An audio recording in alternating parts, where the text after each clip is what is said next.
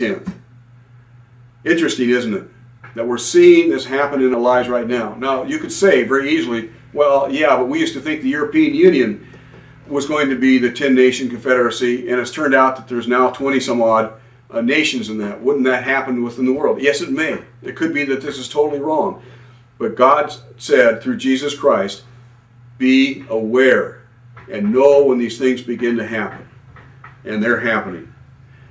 Interestingly, I've always said that the North and South Americas will probably divide up into two entities.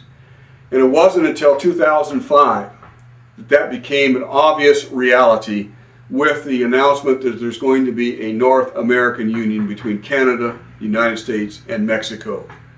It is astonishing how this is coming to fruition. They're going to have a superhighway without any borders, without any check stops, from central Mexico all the way up into Canada, through the United States, and throughout Canada. There's going to be also some lateral highways that snake off into this to serve the various states. But the fact is that we have a major highway that will not have any customs except perhaps in either Kansas or St. Louis.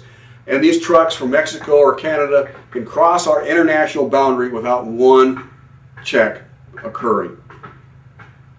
Our borders become liquid, allowing any terrorist with any kind of equipment to be able to freely enter the United States, and they will not be checked. And of course, they can drop off their load anywhere. Even though there's supposed to be safeguards, they won't occur. It's called the Security and Prosperity Partnership of North America, or SPP for short. You're going to hear more and more about that over the next several years. Right now, very few people are even aware that it exists. When it's time, the SPP, or the North American Union, will be actually in physical place before President Bush takes it to the Senate for ratification using his fast-track option, which only allows 20 hours of debate. Think of that. Something that would radically change the sovereignty and the life of the people of the United States is only going to be allowed 20 hours of debate. It's going to be an incredible thing. And of course, there's no one that can voice any concerns and so forth in 20 hours. Either it will pass or it will fail. And tremendous political leverage will be used to advance this agenda, to advance this treaty when it's finally brought before the U.S. Senate for ratification. You will be ignored. In fact, you'll be ignored just like you're being ignored right now. As they're developing this thing, nobody knows about it. There's no discussion going on. Although the conservative media has been trying to expose this agenda, the mainstream media has been totally silent on this particular issue, except for CNN and Lou Dobbs. The Bush administration's open borders policy and its decision to ignore the enforcement of this country's immigration laws is part of a broader agenda.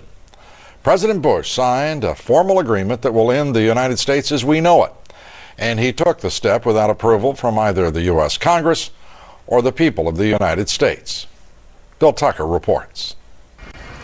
The Security and Prosperity Partnership of North America sounds benign, hardly like a policy that critics call NAFTA on steroids. It's a deal that few have even heard of. It's being done again by very few people at the very top on behalf of the investment class, but the working class of people. Political officials across our country, from communities, from cities and so forth, they don't know anything about this. Yet it was agreed to by Mexico's President Fox, Canada's Prime Minister Martin, and President Bush in 2005. Administration officials counter their critics by saying everything about SPP is on the White House website.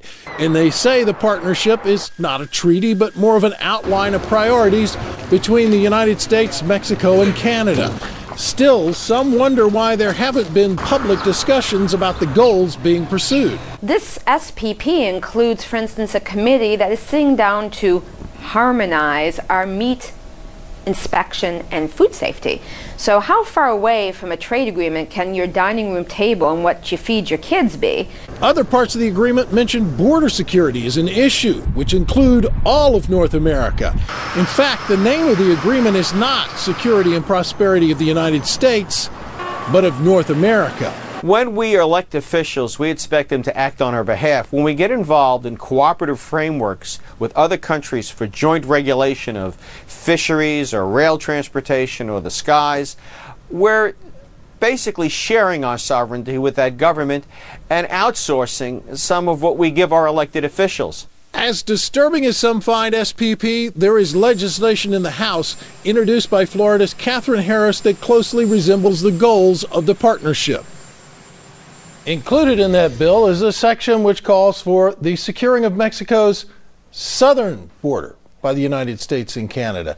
Lou, that's not the border with the United States, that's the border they share with Belize and Guatemala. The idea that the White House would respond that this is on their website, this involves intricate workings amongst the Commerce Department of this country and Canada and Mexico's, of course, a regional prosperity and security program. This is absolute ignorance. And the fact that we reported this, we should point out, when it was signed. But as we watch this thing progress, these working groups are continuing, they're intensifying. What in the world are these people thinking about? Well, they say, look, these are a declaration and an outline of our priorities. And when I called them today, Lou, they said I was the first phone call they had received literally since the deal was first signed. So people are not paying attention, and they're letting them, in fact, get away with this.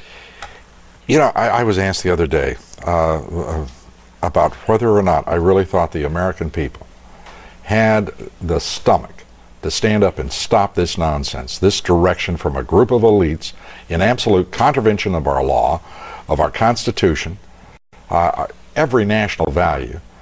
And I hope, I pray that I'm right when I said yes. But this is beyond belief.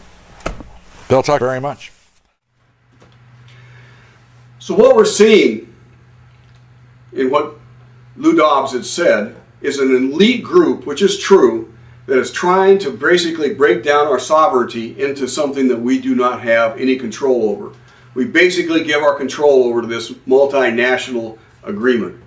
It's going to be one in which we have almost a European Union-like arrangement between Canada, United States, and Mexico. In fact, it is tailored. They will deny that it is, but their long-term goals strongly suggest that they wanted to create a European Union type of an arrangement for those three nations, just like they're doing with the Russian Federation, ASEAN, South America right now is forming their own. All of these different Asian economic regions are actually using the European Union pattern to bring about what they want to do in this 10-nation confederacy. I'd like to shift gears now and go to Revelation chapter 13 and look at exactly what is going to happen in regards to this so-called mark of the beast. And going to Revelation 13 verses 1 through 4, he says, "And the dragon stood on the shore of the sea." If you went back to chapter 12, you would find that he's talking about the dragon, and therefore he's continuing on with this right now. And he says, "And I saw a beast coming out of the sea. He had 10 horns and 7 heads with 10 crowns on his horns, and on each head a blasphemous name." There's the 10 horns again that we saw in Daniel, and along with the 10 toes. Now there's also 7 heads. There's a story behind that. I'm not going to get into it. I just don't have time right now. The dragon gave the beast his power and the throne and great authority. So the dragon, or Satan, is going to be giving what we call the Antichrist great authority and the throne to rule over all the nations. In verse 3, one of the heads of the beast seemed to have a fatal wound, but the fatal wound had been healed. The whole world was astonished and followed the beast. Men worshipped the dragon because he had given the authority to the beast. And they also worshipped the beast and asked, "Who is like the beast? Who can make war against him?" What we're going to see here is a very, very powerful, just like Daniel said, it's going to crush anything and devour anything that gets in its way. And as a consequence, we need to recognize that it's going to be almost impossible, or it's going to seem like it's impossible, for anybody to prevail against this beast. In fact, it will be impossible, because other prophecy says that all the Christians of the world at that time are not going to be able to stand up against Satan as he rules in these final 3.5 years. In verse 11, then I saw another beast coming out of the earth, and he had 2 horns like a lamb, but he spoke like a dragon. He exercised all the authority of the first beast on his behalf, and made the earth and